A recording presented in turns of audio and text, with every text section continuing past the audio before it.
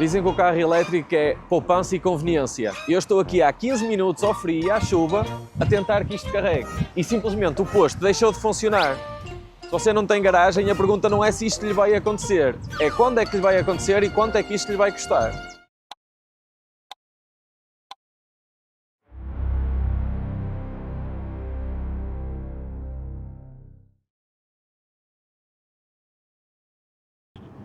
Será que faz sentido comprar um carro elétrico se não tem garagem?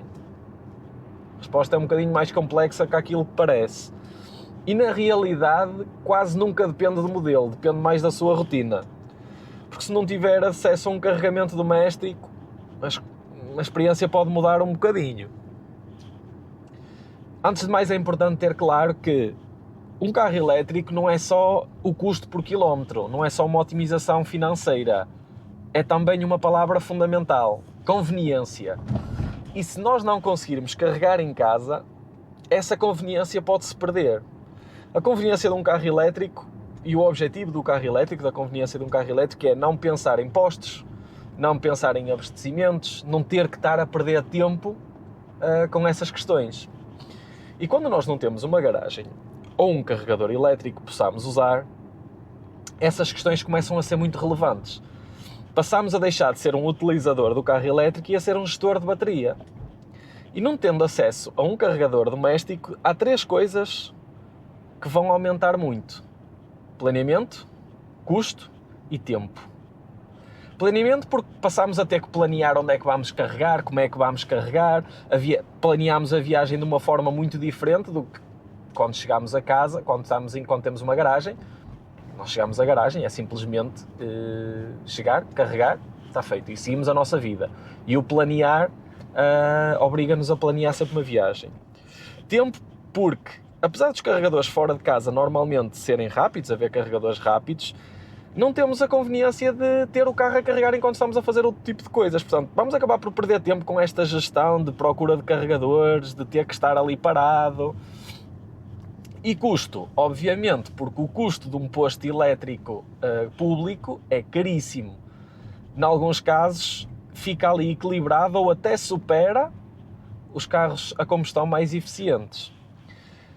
Para dar um exemplo, nós tivermos uma tarifa bi-horária em casa, 100 km podem custar mais ou menos 2 euros. Se formos a um posto público, facilmente chegam aos 10 ou até superam os 10 euros por cada 100 km. Hoje em dia temos carros a combustão a fazer relações parecidas. Depois há outro ponto que é muito importante. Quando não temos um carregamento doméstico, não temos acesso a esse carregamento doméstico, passamos a depender da infraestrutura pública. E isto pode ser um problema. Como eu vos mostrei no início do vídeo, tentei carregar este Tesla Model S e não estava a conseguir. E isto vai-vos acontecer com alguma frequência. Depender das infraestruturas públicas de carregamento pode ser um stress muito grande. E já para não falar que em dias de chuva ou de frio é um stress ainda maior, que nenhuma marca lhe vai dizer isso, nem nenhum concessionário lhe vai dizer isso.